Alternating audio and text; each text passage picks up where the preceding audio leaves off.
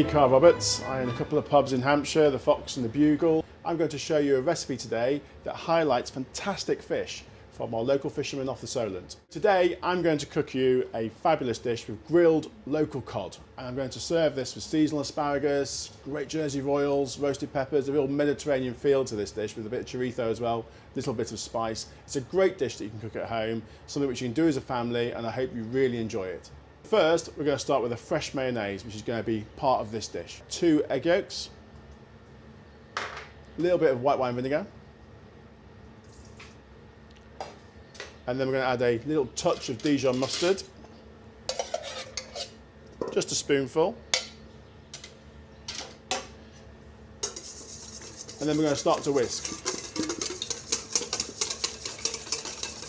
Now, always, if you get the opportunity, make your own mayonnaise. It's twice as cheap, tastes twice as good, and it really is easy to make. Keeps in the fridge for up to a week. And then here I've just got some nice vegetable oil, simple oil or groundnut oil, something which is non-offensive. You don't really want to be using olive oil in this. And then slowly and surely we will add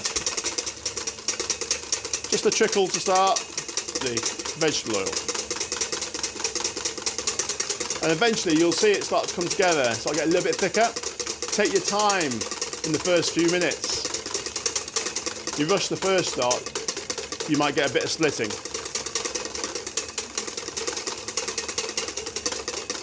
And then as you start to emulsify that, be a bit more bolder.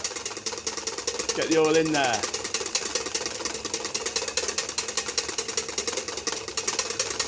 Right, that is coming together lovely. Now that is almost ready. The only other thing we need to add to that is a bit of lemon zest and a little bit of lemon. So a little bit of lemon zest in that. That just flavours it. And just a squeeze of lemon. That just sharpens it up a little bit. And that is our beautiful mayonnaise done. Right, okay, so that's the first part, the mayonnaise. And now we're going to do the warm tartar sauce. A little bit of prep here. Here I've got capers, I've got gherkins, I've got onion, chive, parsley. I've got a bit of local forage wild garlic, which I picked on the way to work. Lime. I've got some beautiful fish stock. And I've got a bit of double cream. And this is going to be the basis of our warm tartar sauce with that mayonnaise that we just made. So first off, we're just going to slice these onions. These onions are gralotti onions. They're like a large spring onion. I prefer to use these in sauces this time of year just because they're full of flavour. However, you know, a shallot would be just as fine. All I've got here is a nice warm pan, a little bit of clarified butter. Don't want that. Clarified butter is without the solids, so it's just butter which is just pure fat. Good way of cooking. Take your time with onions, you know, let them 10 minutes. You know, slowly cook them, you get a better flavour. You get the juices coming out of the onion, you get a much better flavour, and it'll enhance every dish you do. So take your time, don't rush the onion. So this is wild garlic, it's everywhere. I mean, I drove into work this morning, I must have seen 10 fields of it. You know, woodland, you can find it, smells fantastic. And this time of year, this is when you should harvest it. It's fantastic. Use it in oils, we blend it down with olive oil, keep it to one side.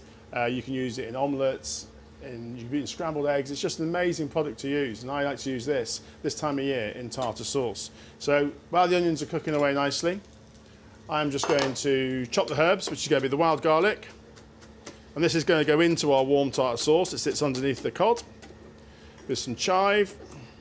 You could use any herbs. This is just the herbs which I've got from our kitchen garden at the back there.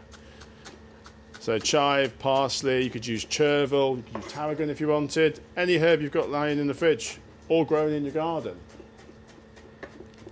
And that is that done. That's ready for the tartar sauce. Now, going to go back to the pan. Going to add our fish stock.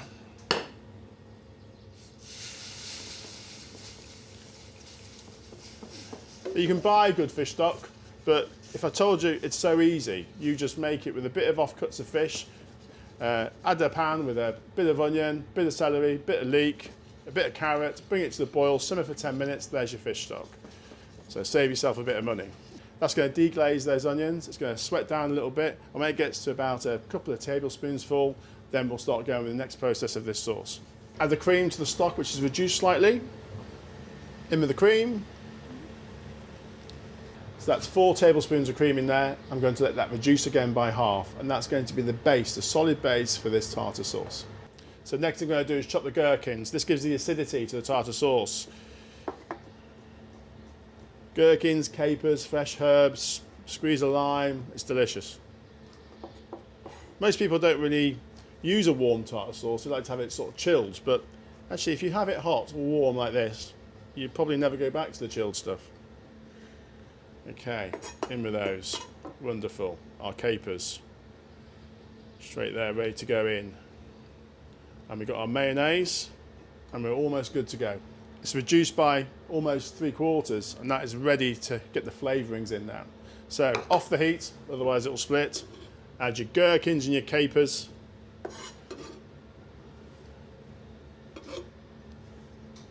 Okay, and then I'm going to add all the fresh herbs, the wild garlic, the chives from the garden, and the parsley. All goes in like so. And then we're just going to add the zest of a lime. About half a lime is enough. Juice of just probably 1/4. Okay, that's almost ready. And now we just need to add that lovely mayonnaise that we made a few moments ago.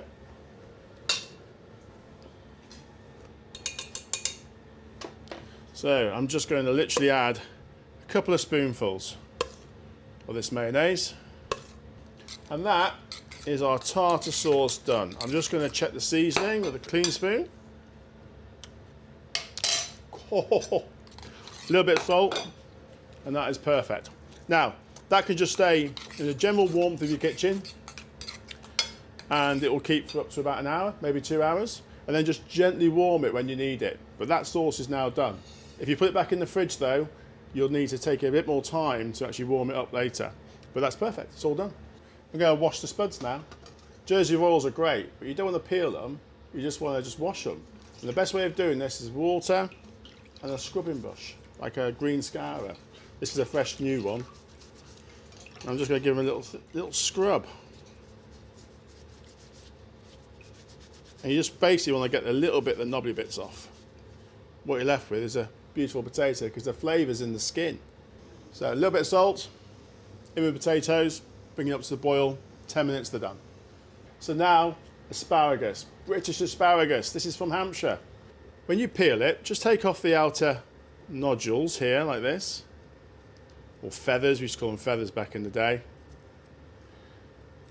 When you trim your asparagus, this last bit here sometimes gets a bit woody. I'm going to give you a little tip on how to make the whole asparagus really tender. Take 1 inch, run your knife around the outside like so, and you have this. Get your knife, in you go, and just peel back.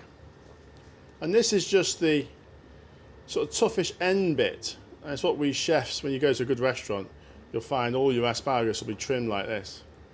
And it just makes it more tender and not so chewy. Okay, runner beans, you know, everyone grows these. I grow them on my allotment. There's a horrible little vein down the outside here that's, you know, chewy as hell. You don't want to be using that. So the way to do it is to cut it out. You can try and pull it with a string like this and pull it out like most people show you, like your granny would show you. She'd tell you to top the tail and pull the string out like so, which is all great to do that. However, the way to be fail-safe is to cut it out completely. Run your knife down the end, get rid of that.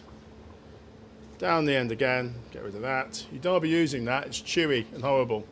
So now I'm going to get the green beans ready. Don't bother topping and tailing, just take the tail off. When you cut it, start from the top because this is all edible. Chop, chop, chop. That bit's not edible. Okay, so grab the pepper. And this is just going to be slightly roasted. So I get a nice pan, like so. Chunks of pepper. And then a little bit of olive oil, not much.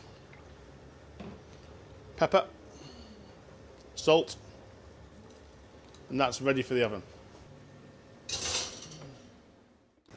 Now they're not cooked at this point, but I don't know if you can see from there how green they are. To lock that greenness in, into the iced water. So that's a minute gone with the other veg, green beans. Again, you can see here, beautifully locked in, vibrantly green. Into the ice, stops the cooking process. So these peppers have been in there, 170 degrees, for around about 3 or 4 minutes. There's that same amount of time as it's taken me to do the asparagus and the green beans. Beautiful little cherry tomatoes, straight in, 3 or 4 of those. Make sure you get them on the vine, they do taste better. And then back in the oven for another 3 or 4 minutes, 170. Chorizo in, this is just diced chorizo, normal stuff that you get. Don't go big, it doesn't need to be posh chorizo, just the run-of-the-mill stuff you can get. Straight on the heat. No oil in there, there's enough fat within the chorizo. And you're going to need a bit of that oil from the chorizo. I'm going to save that and use that as part of the dressing for this great dish. Last stage is going to be the cod. Now this is line caught cod. This came into Brixham as a market yesterday. It's stunning. Now this fish has been seasoned about half an hour ago, and that just firms up the flesh of all white fish. Nice sea salt. I'm using Cornish sea salt here. As you can see, that's ready for the grill. The pan that we did chorizo in, like here, it's got this lovely oil in. This is the oil from the chorizo. It's smoked paprika, chili, spices. It's great. We're going to use this as part of our dressing that goes over the vegetables. I'm going to add a little bit of Dijon mustard. There it goes. I'm going to add a little bit of lemon juice. To that, I'm also going to add a little bit more white wine vinegar, just to sharpen it up. And just a touch of vegetable oil.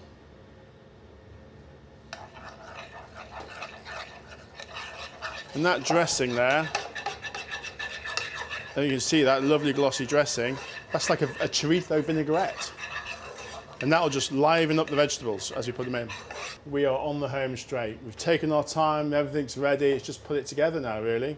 So what I'm going to do is get the potatoes and add them to my peppers. So here are the Jersey Royals, perfectly cooked, still warm.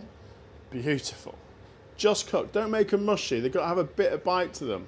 All I'm going to do is just chop these like so, add them to the peppers and the tomatoes. Now the cod is about a minute away. So what we're going to do is just going to put these vegetables and chorizo under the grill, and that'll just warm them through, ready for the finish of the dish. Okay, so that's the cod off the grill, but you've got to let it rest now. You know, people make a big mistake with fish. They try and cook it so it's fully cooked. This cod here is about 3/4 cooked.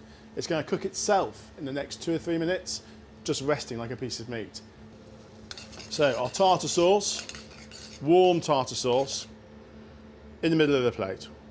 Warm plates obviously, and now we're going to build the salad that goes with it. This is really simple. I've got here those lovely tomatoes, amazing peppers, Jersey Royals. Oh, it's a real Mediterranean but Hampshire feast. On with our lovely green vegetables of asparagus, Hampshire asparagus. And then we've got our chorizo, roasted chorizo. Gives it that sweetness and smokiness to the whole dish. A few more green beans on there. And you remember that amazing dressing we made from the chorizo oil? That we're just going to add across the top. That gives a piquant acidity to that dish. So on with this beautiful cod. You know, it's so important we're supporting our local fishermen at the moment. Their industry collapsed just as ours did. You know, for us to be able to do things like this and deliver takeaways and send food out to people, it's really important. Now, cod skin isn't that great. So all I'm going to do here is just gently peel back this skin.